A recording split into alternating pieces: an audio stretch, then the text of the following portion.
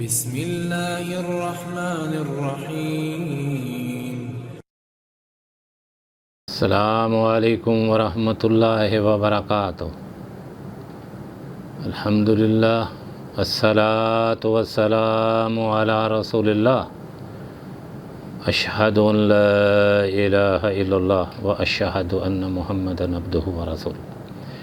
یہ جو آپ طاہر القادری کا کلپ سن رہے ہیں، خدا عیسیٰ کا میلاد منائے تو کھجور کی شیرینی اور ٹھنڈے چشمے کے شربت پلائے، اور اس خدا نے جب مصطفیٰ کا میلاد منایا، عیسیٰ کے میلاد پر کھجور بانٹی، مصطفیٰ کے میلاد پر کل عرب میں بیٹے بانٹ دیے، کسی کے گھر بیٹی نہیں کی، سارا سال بیٹے عطا کیے، میلاد مصطفیٰ منایا، خشک درخت ہرے کر دیے، وادیاں شاداب کر دی، کمزور دبلے پتلے جانور طاقتور کر دیے، بے اولادوں کو اولاد دے دی۔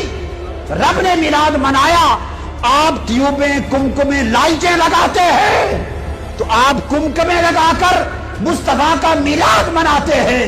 خدا نے فرمایا فرشتوں سارے ستارے آمینہ کی چھت کے اوپر کر دو، مصطفیٰ کا میلاد ہے، تم کمکمیں ہو جاؤ۔ یا آپ نے سماعت فرمایا۔ پہلی بات تو یہ ہے کہ علامہ صاحب اتنا زور کیوں لگا رہے ہیں، یہ ایک نکتے کی بات ہے۔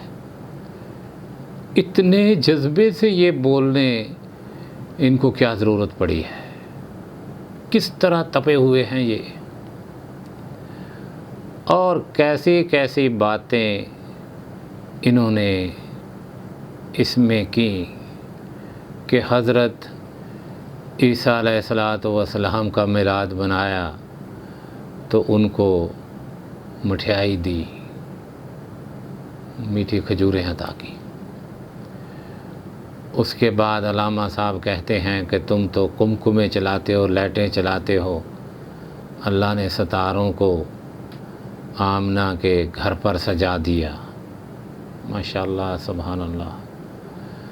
اس کے بعد کہتے ہیں اس سال لوگوں کو لڑکے عطا کیے۔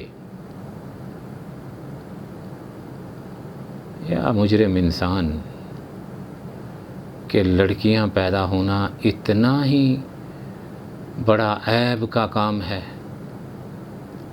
یہ لڑکیاں دینا، لڑکے دینا، کہیں اللہ رب العزت لڑکی دیتا ہے مریم علیہ السلام، کہیں فاطمہ رضی اللہ تعالی عنہا جیسیاں بچیاں دیتا ہے، کہیں ام المومنین حضرت عائشہ ختیجہ جیسیاں عورتیں پیدا کرتا ہے اللہ رب العزت۔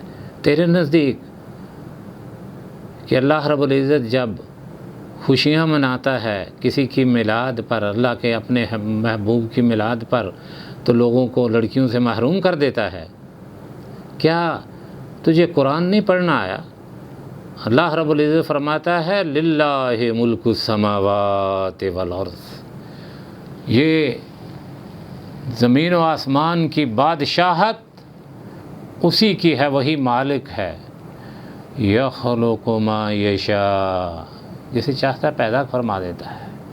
یہب لمن یشاء اناثا ویہب لمن یشاء الذکور، اور جس کو چاہتا ہے میرا رب عورتیں دیتا ہے، اور جس کو چاہتا ہے لڑکے عطا کرتا ہے، جس کو چاہتا ہے لڑکیاں، اور جس کو لڑکیاں کا ذکر لڑکوں سے پہلے کیا ہے۔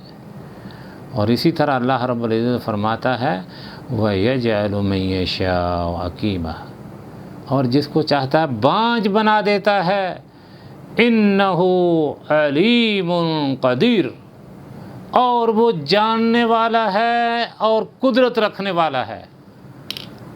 کیا اللہ کے نبی صلی اللہ علیہ وسلم کی ولادت سے پہلے لوگوں کے پاس لڑکے نہیں تھے، یا ولادت کے بعد لڑکے نہیں آئے؟